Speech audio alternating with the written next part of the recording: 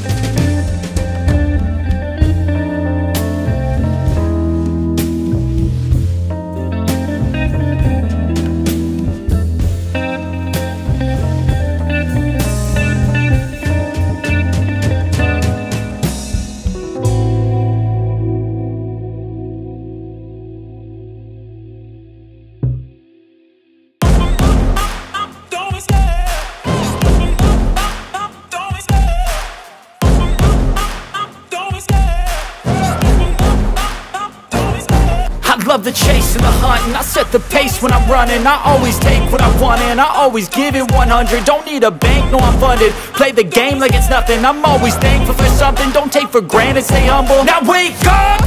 It's time to look at the enemy. Look in the mirror if he is no friend to me. It's not working out, maybe it's the chemistry. It's time to break up so I can make a better me. Better believe in your mind, cause it's everything. You can mold, shape, find almost anything. All it takes is some time and some clarity to find your identity. It's my